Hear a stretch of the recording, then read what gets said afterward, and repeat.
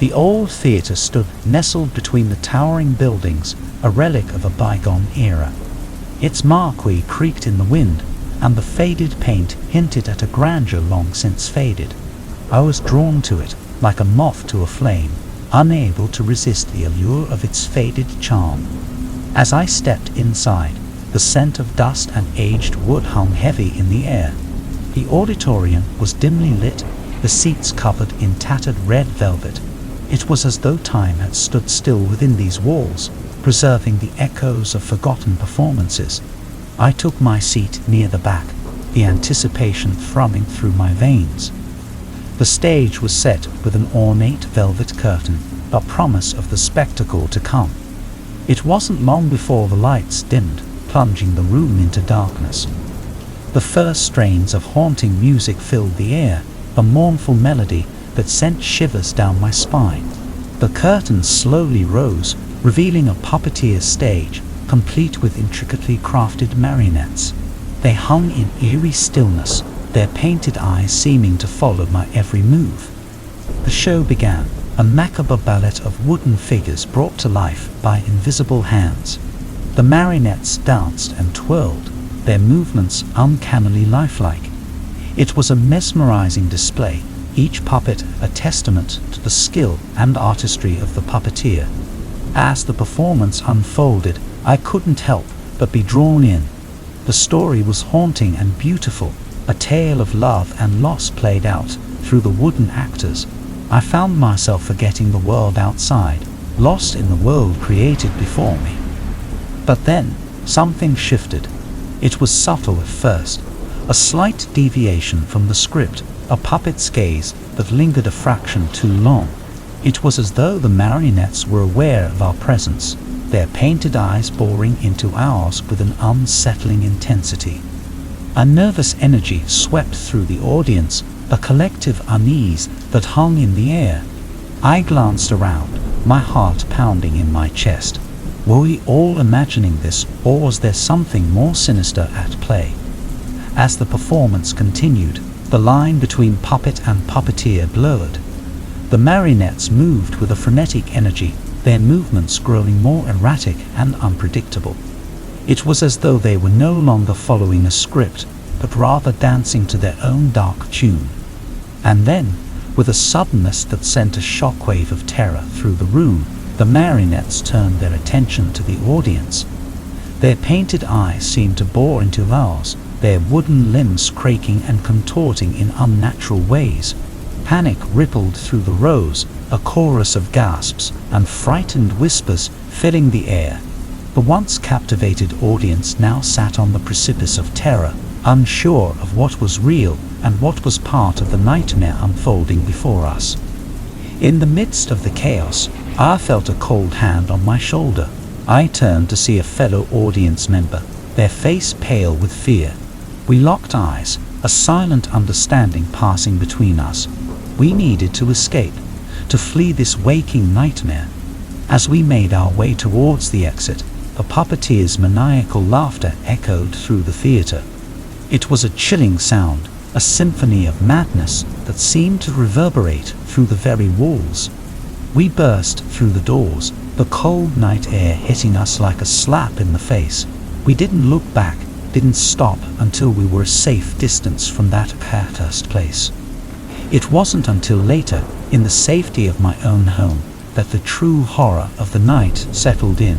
I couldn't shake the feeling that the puppeteer had known, had somehow sensed our presence in the audience. It was as though the performance had been tailored for us, a malevolent dance orchestrated with sinister intent.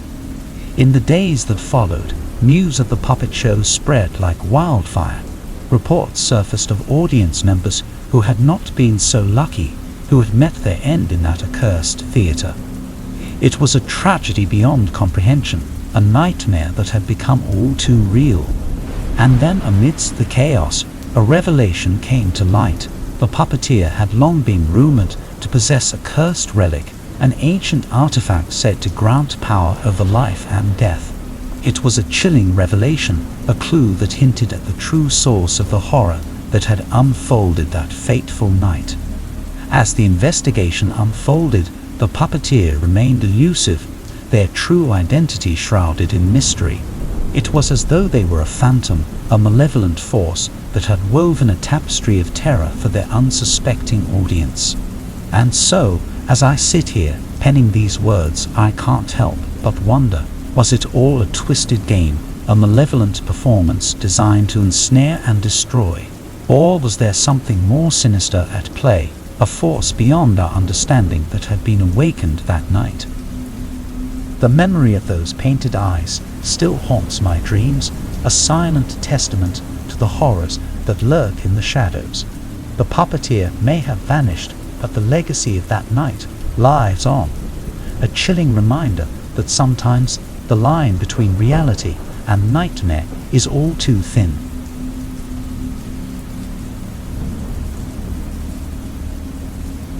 The night was damp and chilly, the kind of evening that sends shivers down your spine even before anything unusual happens.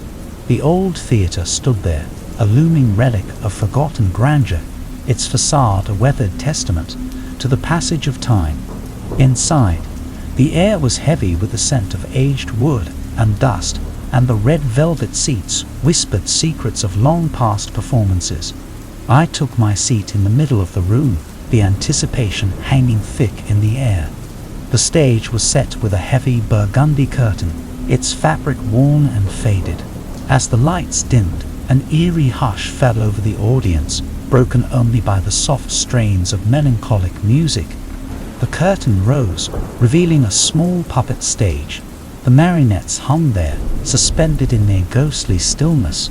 They were meticulously crafted, each one a work of art, but there was something uncanny about their painted eyes, something that sent a shiver down my spine. The show began, the marionettes coming to life in a macabre dance. The story they told was one of tragedy and despair, a haunting tale that seemed to seep into the very bones of the audience. I was drawn in, unable to tear my eyes away from the wooden figures that moved with such eerie grace. As the performance progressed, I began to notice something strange. The marionettes seemed to be making statements that were too personal. It was as though they knew something about me, something that couldn't possibly be known. My heart raced, a cold sweat forming on the back of my neck.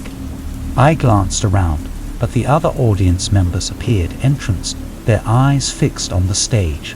Was I the only one hearing these unsettling statements, or was I simply succumbing to the eerie atmosphere of the theatre? I tried to shake off the feeling, to tell myself that it was just a trick of the mind, but the words continued, each statement more unnerving than the last. It was as though the marionettes were peeling back the layers of my soul, revealing thoughts and fears that I had never spoken aloud. As the performance reached its climax, I could feel a growing sense of dread. The marionettes' movements grew more frantic, their painted eyes seeming to bore into mine. I wanted to look away, to flee from the theatre, but I was rooted to my seat, unable to tear myself away from the haunting spectacle. And then it happened. The marionettes spoke a sentence that sent a shockwave of terror through me. It was a thought that had never been uttered aloud, a secret that I had buried deep within myself. How could they possibly know? In that moment, I felt a presence behind me, a cold breath on the back of my neck. I turned, but there was no one there. The air seemed to hum with an otherworldly energy, and I knew that I was no longer alone in the theatre. Panic surged through me, my heart pounding in my chest. I had to get out of there, had to escape the suffocating grip of the marionettes and the unknown presence that lurked in the shadows. With a surge of adrenaline, I leaped from my seat and fled towards the exit. The cold night air hit me like a slap in the face as I burst through the doors.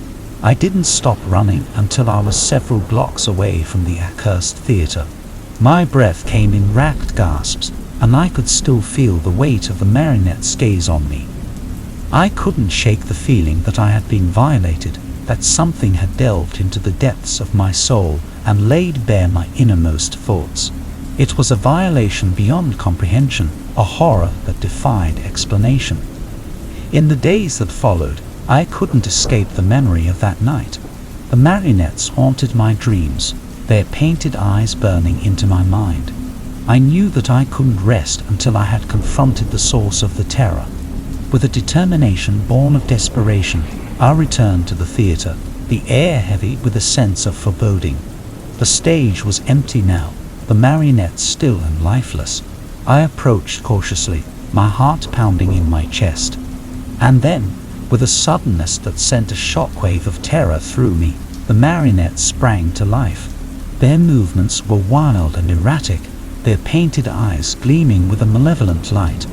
It was as though they were mocking me, haunting me with their unnatural dance. In a fit of madness, I lunged forward, my hands closing around the wooden figures.